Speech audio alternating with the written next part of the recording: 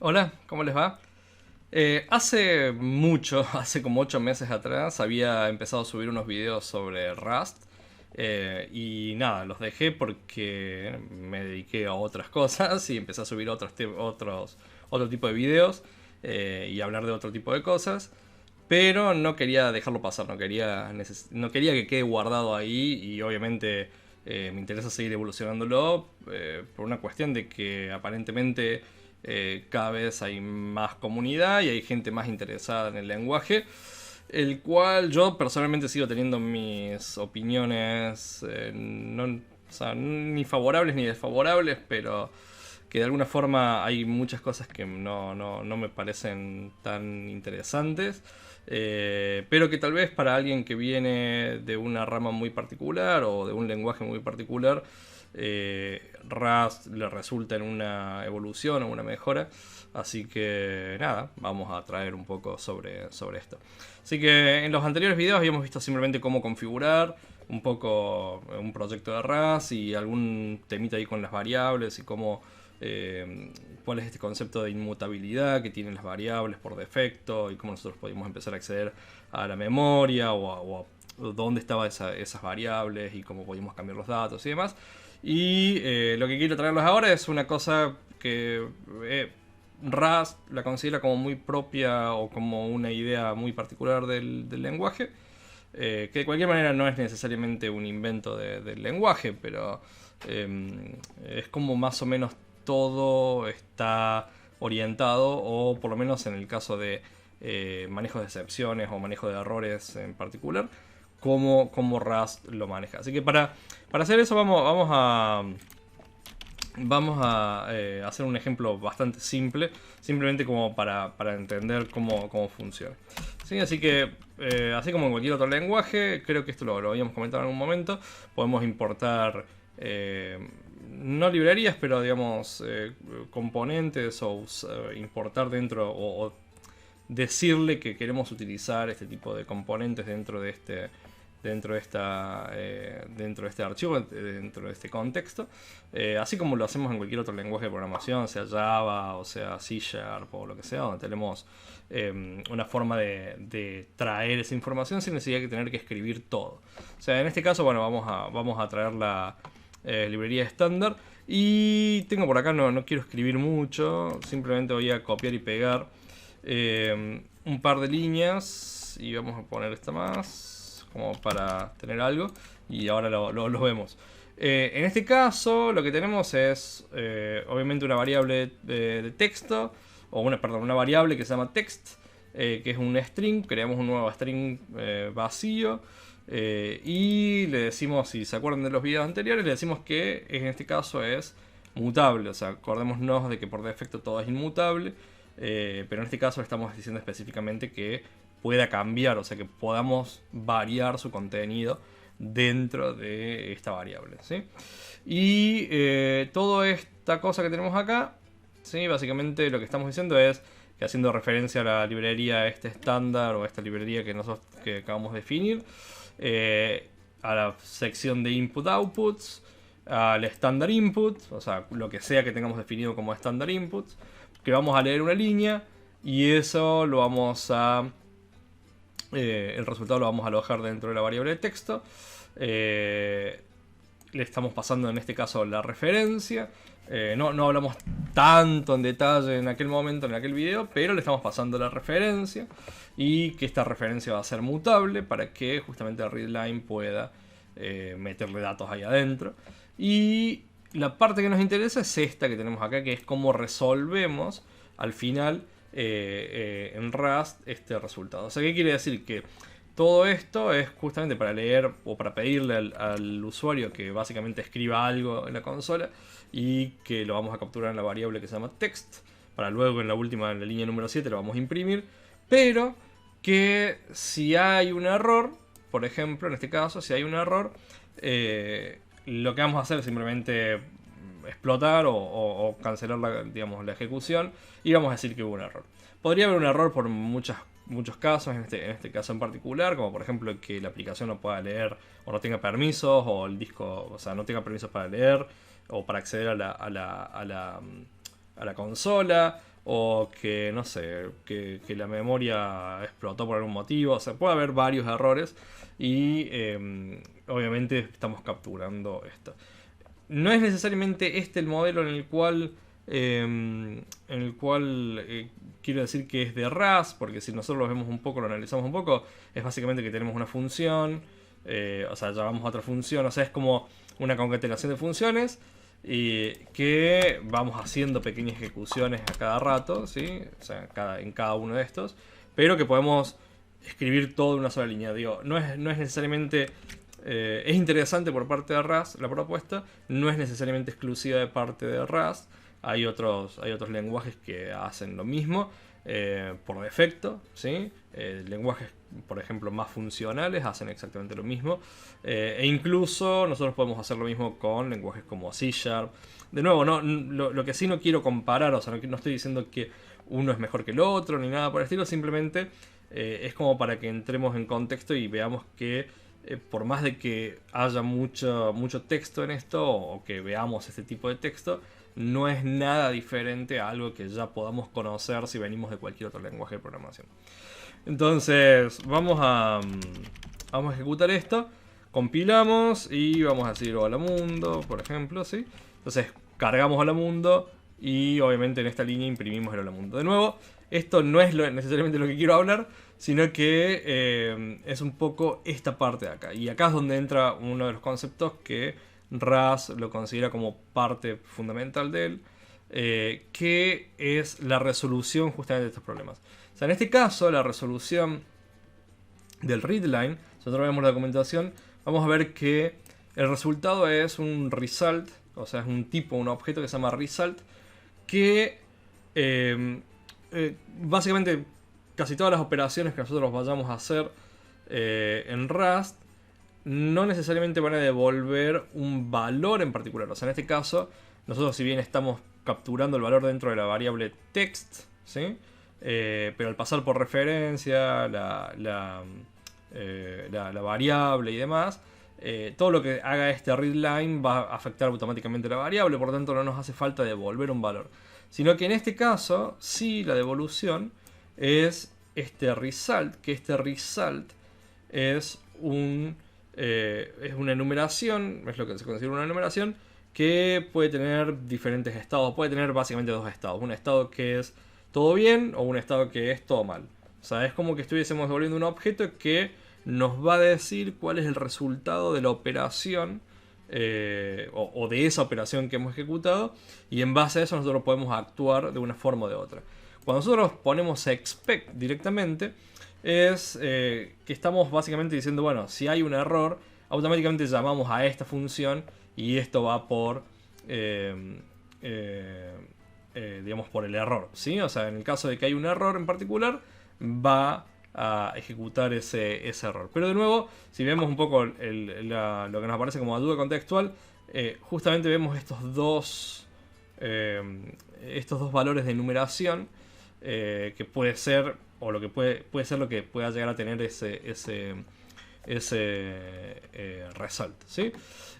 Así que vamos a ver también, o sea, lo que quiero que veamos es cómo nosotros podemos empezar a manipular un poco esa captura de excepción, porque en este caso digamos, estamos fallando o estamos esperando que falle, pero no necesariamente estamos haciendo algo en particular, o no estamos viendo qué más podríamos llegar a hacer en base a la respuesta que nos dé el método readline, o sea, que nos dé un OK. Podríamos estar haciendo algo más que simplemente tomar el valor del texto en este caso o tenerlo dentro de la variable text. Y en el caso que hubiese un error podríamos hacer algo más que eso. Pero antes quiero ahorrar un poco acá porque la verdad que digamos, algo de lo que personalmente me resulta un poco ruidoso de Rust es la cierta nomenclatura, ¿sí? Y acá sí voy a hacer un paréntesis, no quiero que se haga muy largo el video, pero sí quiero hacer un paréntesis. Entiendo, obviamente, tenemos que entender de dónde proviene, digamos, Rust, o sea, cuál es su naturaleza, su nacimiento, o en qué lenguaje se sustenta, ¿sí? Como C++, en el cual, obviamente, este tipo de nomenclatura es muy común para especificar cuáles son propiedades o funciones que pertenecen a un tipo, cuáles son digamos, diferentes objetos o clases, ¿sí? Como para poder entender cuál es la jerarquía que tiene cada uno de los elementos, pero el punto en el cual a mí personalmente me hace un poco de ruido es que, más allá de que proviene de un lenguaje o trata de simular el lenguaje del cual proviene, al mismo tiempo es como que no suena tan moderno. O sea, digo, si es un lenguaje nuevo, podría ser un poco más estandarizado en ese sentido. Digo, sí, cuando digo estandarizado, hay muchos lenguajes que también se basan en C y C++, pero sí en una nomenclatura diferente, o sea, que es más fácil o que puede resultar un poco más fácil de adoptar al momento de que otro desarrollador de otro lenguaje basado en C o en C++, como C#, Java, JavaScript, puede adoptarlo mucho más fácilmente, puede entenderlo mucho más fácilmente. Pero de nuevo, esto es un paréntesis, esto es personal. Así que nada, no es comparativo, simplemente es algunas de esas cosas que, como les dije desde los primeros 2 videos, que iba a ir diciendo a medida que íbamos avanzando, iba a ir comentando qué cosas me hacían ruido. Pero bueno, volvamos a esto. Entonces, esto por ahí es mucho, digamos, o sea, parece muy extraño de leer, obviamente uno se termina acostumbrando. Pero lo que también podemos hacer es, al momento de declarar el use que tenemos acá, podemos también declarar, por ejemplo, o sea, ir un poco más profundos, más específicos, y declarar qué elementos queremos específicamente o cómo los queremos manipular, ¿sí? Acá nosotros, por ejemplo, podríamos poner otros y decir solamente queremos traer este valor o queremos hacer referencia a este valor. Y este elemento que tenemos acá lo vamos a poder utilizar luego. De nuevo lo voy a poder copiar acá. Lo vamos a poder utilizar luego dentro de nuestro código, como para hacer una especie de shortcut o de atajo y no tener que andar escribiendo tanta cosa, ¿sí? Entonces en este caso vamos a poner esta partecita, ¿sí? Y deberíamos tener exactamente el mismo resultado, ¿sí? Deberíamos tener exactamente el mismo resultado, pero de alguna forma estamos acortando un poquito el código que tenemos por este lado, ¿sí? O sea, eso es interesante. De nuevo, esto lo podemos hacer en muchos otros lenguajes, desde Node, me refiero a JavaScript, a C#, o sea, podemos hacerlo en casi todos los lenguajes. Pero de nuevo, no me malinterpreten, no estoy queriendo compararlos, sino que simplemente como para que nos situemos en ese caso, ¿sí? Entonces, el punto es este, o sea, ¿qué hacemos con esto? ¿Qué podemos hacer con esto?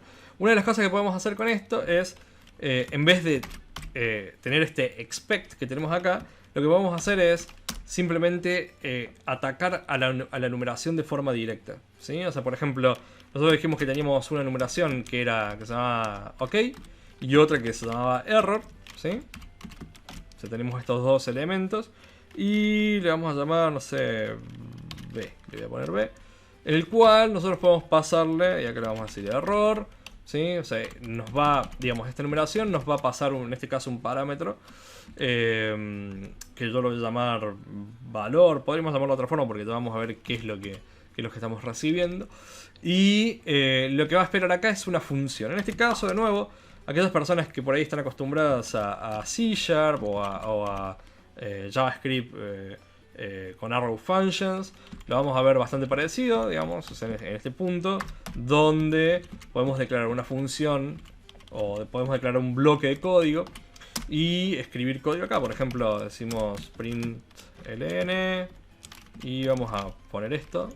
Y podríamos incluso decir, bueno, si esto es el OK y si todo está bien, entonces podríamos agarrar y escribir text, ¿sí? O sea, vamos a escribir el valor que tiene este elemento o lo que nos esté pasando, y después vamos a escribir la variable text para ver qué es lo que tiene acá adentro. Por otro lado, el caso de error, podríamos hacer lo mismo, podríamos decir simplemente print, por ejemplo, el error es, y ponemos algo por acá, y error, ¿sí? O sea, en este caso, como es una sola línea, no nos hace falta poner absolutamente más nada. Y, o sea, digo, no hace falta las llaves ni nada por el estilo y va a funcionar. De cualquier manera, esto lo voy a poner acá como para verlo en la misma línea. De cualquier manera, vamos a seguir teniendo un pequeño errorcito acá. Y esto se debe a que para poder evaluar estos elementos necesitamos justamente hacer uso de una palabra reservada particular que se llama match y que nos permite justamente evaluar el resultado de estos, o evaluarlo de esta forma, ¿sí? Evaluar el resultado que tendríamos nosotros al momento de tener alguno de estos dos resultados. Así que vamos a ver qué pasa si lo ejecutamos de nuevo. Y vamos a escribir test. Y lo que tenemos en este caso es que la impresión del primer elemento es este valor 6. Y obviamente la impresión del segundo print line es test, que es el texto que habíamos escrito, ¿sí?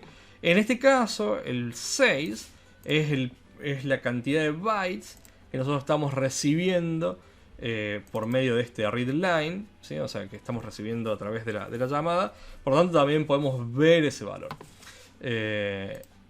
Pero, digamos, lo que estamos haciendo es no solamente hacer como teníamos antes, el expect, y esperar que algo falle para poder ver eso, sino que podemos empezar a hacer cosas intermedias.